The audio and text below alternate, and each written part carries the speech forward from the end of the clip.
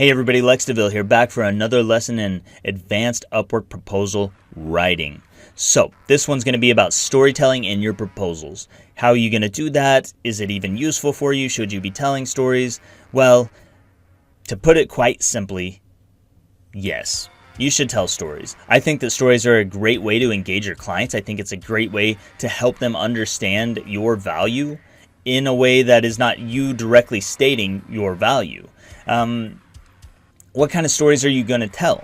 Well, you're going to tell stories about preferably your past experience or some experience that relates to what they need done. The biggest life coach or business coach actually that I ever worked with, I was able to get that client because I told a story. And what happened was they said, I'm this business coach, I need a certain kind of writing, so show me that you can do that. Well, I went in there and I said, hey, I've written for a lot of business coaches. I've written for a lot of life coaches. And recently I just wrote for a coach that was a female coach, and she was actually in your niche.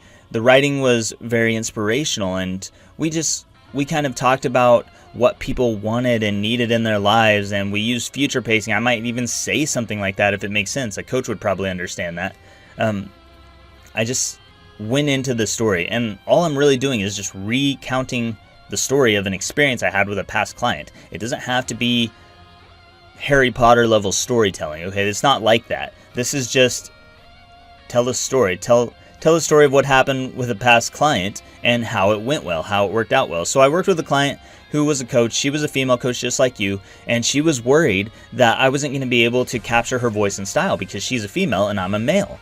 Well, I asked her to let me do a sample for her so that she could see my style, and then she could judge me based on that instead of based on my gender. And then we would move forward from there. So I sent over the sample, and she really liked it. And she was blown away that it actually sounded like her and it was in the right voice. And so we moved forward from there, and then we worked together for over 2 years. And we had a great experience.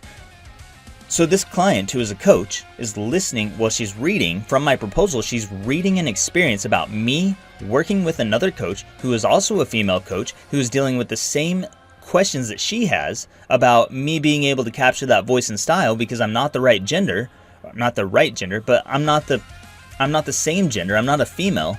So she has questions about that. Could this guy actually capture that voice and style? Well, I've just told a story about a past experience with a very similar client, and now the story is connecting with my client, the new client, in her mind. So she's working things out on her own. She's saying if he could do it for that lady and she worked with him for that long and the experience was that good, well, at the very least, I should give him a chance and maybe he can write a sample for me. And that's exactly what happened. I ended up writing a sample for her. I used her style and stuff after that, and she loved it, and we moved forward. There's different kinds of stories you can tell. It doesn't have to always be about a past client. It could be about a life experience that relates to what the job is. So if you are, let's say you're doing, I don't know, they need persuasive sales copywriting, and you don't necessarily have past client experience, but you have past sales experience working at a car dealership, or in my case, I did it with collections. I used to work collections, and that's not sales writing. I'm not doing copywriting, but I say I am a writer, or I'm a persuasive writer, and I have a background in collections where I used to use, reciprocity and concessions to increase the collected amounts for a legal office I work for. So we used to collect only like $50 at a time, and when I started applying reciprocity and concessions, then we went up and we took those $50 per month payment arrangements and we increased them to about $300 per month per person in payment arrangements. That's a huge increase, and that was just through 2 tools of persuasion and influence. Now today I apply those to my writing. So notice I'm not telling the story of a past client that is a copywriting client. I'm just telling a past story that relates to this gig. And I'm keeping the focus on the results and how things turned out. And I'm not talking about the fact that I don't have experience. I'm talking about the fact that I do have experience. So those are 2 kinds of stories. Now, a third kind of story you might have is if you're applying for maybe some kind of story writing, if you're applying as a short story writer, a novel writer, an ebook writer, you might want to tell a different kind of story. If it's a fiction story, you may want to show a direct example of a paragraph written in the style they want. So if they're saying they want a first-person perspective romance novel, romance short story, then maybe you just start your profile, or not your profile, your proposal out with an example of some short story writing. Maybe just a paragraph, 2 paragraphs of a story you made up on the spot, and then you let them know that I just made this story up on the spot, but if you like it, then let's talk. So there's different kinds of stories that you can tell. Vague language and specific language can be very valuable here. If you want to create a really clear picture in their mind, you're going to want to use specific sensory language. That is sight, sound, taste, touch, and smell. You want to weave those into your story.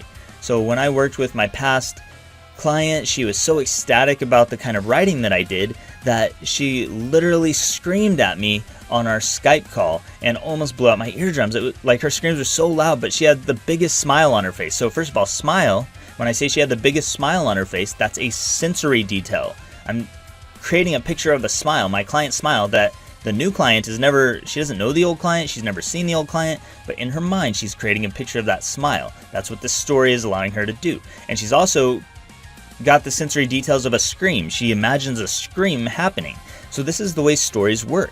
We are taking the person internally in their mind. They're going deep inside their mind. They're creating this experience that the story is telling, and then they're giving meaning to that experience. So the client hears this experience about a good experience I had with a past client, and then she creates that in her mind as meaning.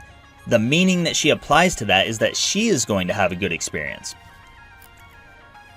That's pretty much how the storytelling stuff works. But I'm going to go into more detail with this one in the resources because there's more stuff that I can tell you, but main things you want to know are that you just want to tell a story that relates to the job that you are applying for. That's number one, a story that somehow relates. It doesn't have to be a past client, but it needs to relate. And then number 2 to that is that you want to use sensory detail. Now, is there ever a time to use vague language in your stories? Sure. If you are telling a story, but you don't want to get specific, let's say you want to talk about a time you wrote a sales page that made the client, I don't know, maybe it made them $100,000 or something, or maybe it only made $10. You wrote a sales page for a client.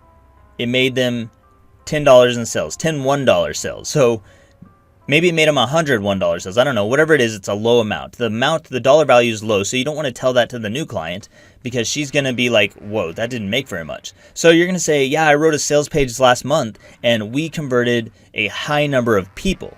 So now we're saying a high number. We're not saying the exact number. We're not saying 10 people converted. The high number is an amount you calculated in your mind. You're assigning high to the value of 10. Low would be 1. So 10 is therefore high compared to 1, which is low. You could use vague language like that to weave your way around topics where you might not want to give that information to the client. You're not lying. You're just saying what you want to say without giving specific details. So that's when vague language would apply. She wants to hear that you converted 10,000 people. You say you converted a high number. In her mind, she gives that meaning. And she says a high number. Maybe that means 5,000. Maybe that means 10,000. Maybe that means 100,000. To you, though, it means 10 people. To her, it means 10,000. So specific language when you want to create very clear, specific images in the mind. If you want them to see somebody's smiling face, you have to say her smiling face or her smile peeled back. This is just basic storytelling, sensory details. You can get them to taste the chocolate. If it's a chocolate fondue dripping caramel sauce, when I say those words, chocolate fondue and caramel sauce, you can see if you know what a chocolate fondue is, or even if you don't, you can create an image of what you think that is in your mind, and then you can see the caramel, that golden caramel color dripping down the side. These are sensory details. They're created in your mind. Use sensory details, use specific language when you want them to have a very clear picture that's created by you. When you want them to create a picture on their own, that's when vague language comes in. A lot of people, they give that meaning, they fill in the blanks. You say a very tall man, they decide how tall that man is, not you. You have an idea of how tall he is in your mind. They have a different idea of how tall he is in their mind. So these are just some different techniques you can use. Again, I'll put some resources down below to give you more examples of how I might use this in the proposal. This video is just to give you an overview of how the storytelling works in the proposal, but examples down below, and I will see you in the next lesson.